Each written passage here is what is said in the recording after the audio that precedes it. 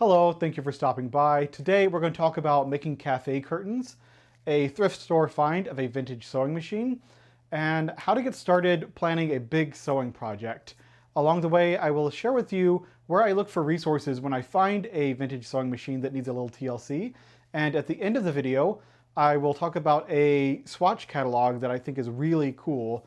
So let's get started. I live in a multi-unit building and my foyer has frosted glass windows that let light in from the stairwell outside. And sometimes I want to dim that light down a little bit. So the solution I came up with was to use little command hooks and a small curtain rod to put cafe curtains over the windows. I made the cafe curtains myself, but it was a while back when I was really just starting to sew again, and I didn't do too great of a job. They're fairly well constructed, but I did use basic quilting cotton for them, which isn't the best for the drape of the windows. They're still pretty stiff after a couple of years of use at this point. And for some reason, I also made them using a zigzag stitch instead of a straight stitch. They hold together just fine, but it was a strange choice and I don't know what I was thinking. So I had some scrap fabric left over from my Star Wars tunic, and I thought it would make a really good replacement for these curtains. And I decided it was time to start with that. The process is really easy to copy existing cafe curtains. I just laid the old curtains out over the fabric that I was wanting to use and traced them off, and then I added a little bit of extra on the side for seam allowance just to hem the sides, and then a lot more extra on the top and bottom so that I can hem them enough and leave space to where I can put the curtain rod through, and then also have a little bit of extra fabric at the bottom just to add some weight. And that's exactly what I did. The process is very simple and straightforward. I already have one of them made. I just need to finish the second one and then I can start using them. It took me maybe 30 minutes to make the first one. The second one shouldn't take any longer. If you're making cafe curtains for the first time, it's a little bit more complicated. You have to do some measurements and things. I will leave a link to a tutorial in the description below. But any basic search for how to make curtains, how to make cafe curtains, you can find something pretty simple. Another thing I wanted to talk about is this Kenmore 1914 I found at a thrift store. This was $20, which is quite a steal because this thrift store is normally kind of pricey and they start their vintage sewing machines out at least $75. It's an expensive neighborhood. The reason it was $20 is because it wasn't stitching correctly. However, I knew that these 1410s are really good sewing machines. They're all metal internal parts.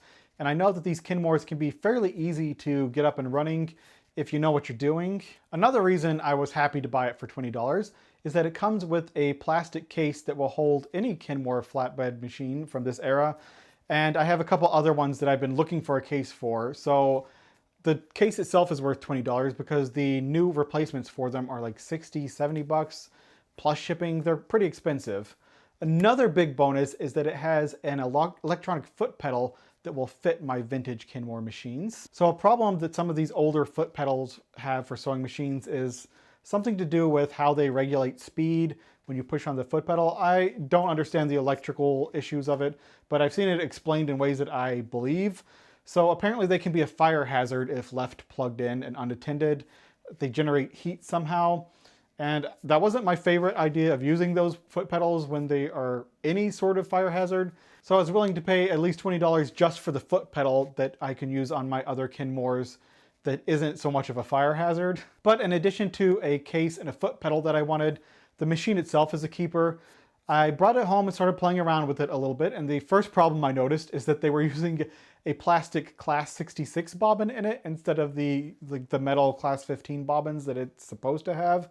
So just switching the bobbin out for the correct one, it started making perfect straight stitches.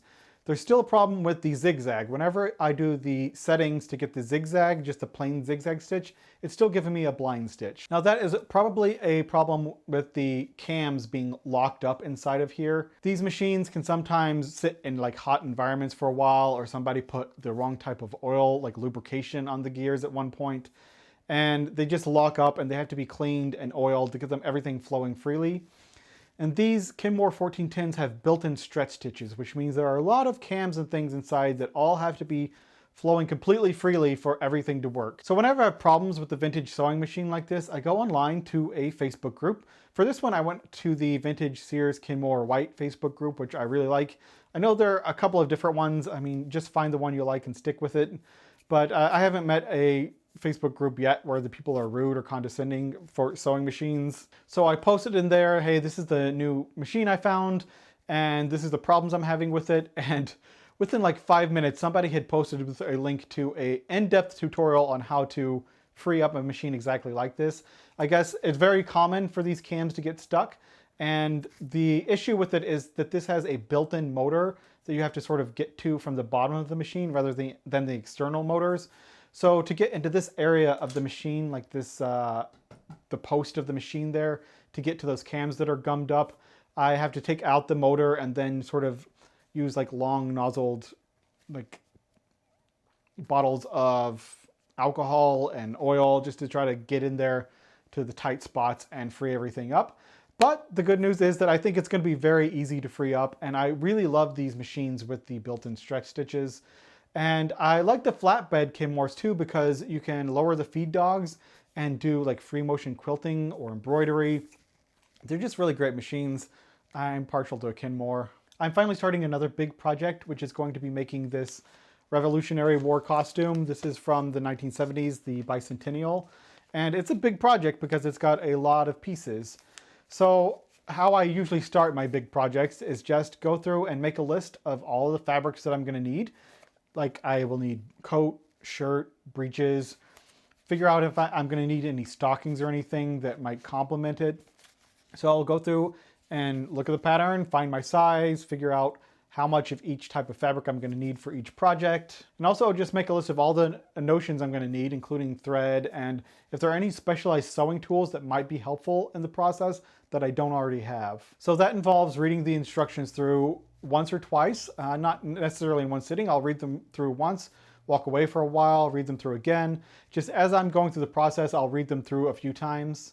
And in addition to making the list of all the supplies I need, I will start making a rough timeline for when I want to accomplish each thing and give myself a time budget for how long it should take. I often do not stick to this time budget. I have been known to procrastinate wildly, but even if I don't actually stick to the budget, it's still very helpful to have it because I can always double check with it and look at it to measure how far along in my progress I am.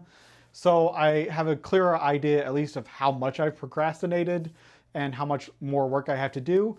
I find that actually helps me through the procrastination more when I can see a clear list of what I've already accomplished and how much is left to do in the project. It keeps it from becoming this sort of like amorphous idea of a project that's just sort of unfinished. And if it does, fall into the UFO category, I will save that list with it, just so anytime I pull it out, I've got concrete list of exactly everything that's going on with it and it's not so intimidating. So once I've got a supply list made and a rough timeline figured out, I'm going to start looking for the supplies, starting with the fabric. I will hit a few thrift stores to see if I can find any fabric there that will meet my needs, and hopefully I'll be able to check one or two things off my list. If not, my next step is to go to a local fabric store and find anything that might be a good value that will fit, or maybe I'll get inspiration and find something I wasn't expecting.